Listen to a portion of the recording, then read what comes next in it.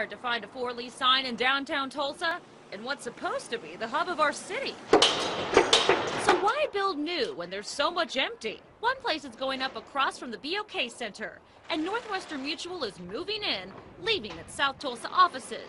But the company has been criticized for not moving into an existing building downtown that needs to fill space. A lot of the existing buildings, which are really neat, Art Deco buildings, did not fit our specifics or what we needed for growing. One place was able to build to Northwestern Mutual's specific needs, and that's just it.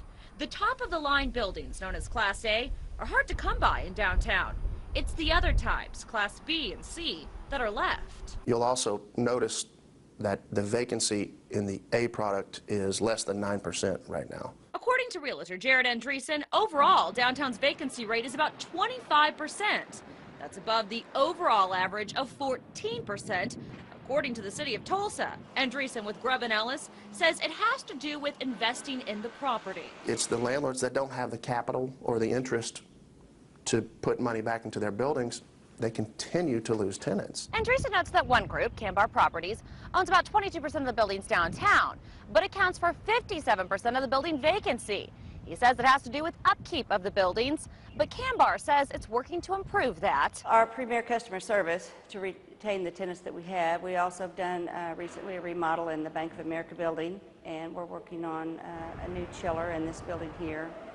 Things to enhance the buildings is what we will continue to do to reduce vacancy rates. Plus, Cambar says it has leased out some space for pop-up shops that have now become permanent, and says they're working to sell some buildings while filling vacancies in almost full buildings.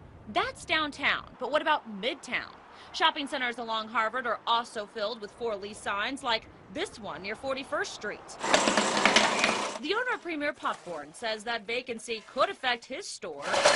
That has some challenges to it because, number one, it makes the shopping center look a little more deserted, and you're not bringing in as many people. The traffic's not flowing through when you don't have another business there. But empty storefronts span the city. Take the area of 41st and Darlington by I-44. It's a great idea in a good location, but the ingress, egress, if you notice, trying to get off and on there is not as easy as a retailer needs it to be. And then there are the shops by the Spirit Bank Event Center on South Memorial in Bixby. Fairly new, but many empty. Again, this time, Andreessen says, it comes down to access. You can only have real, true retail on the frontage. And what they wanted to do is create retail going back deep and then an event center. So it seems it all comes down to location, building maintenance, and getting the word out that your business is there. As for Tom, he's been creative with his popcorn shop. Honestly, the biggest form of advertisement we have is we put a popcorn sign out by Harvard on the road.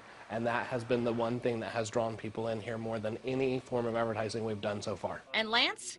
He's hoping Northwestern Mutual will be one of many businesses to stake its claim in downtown.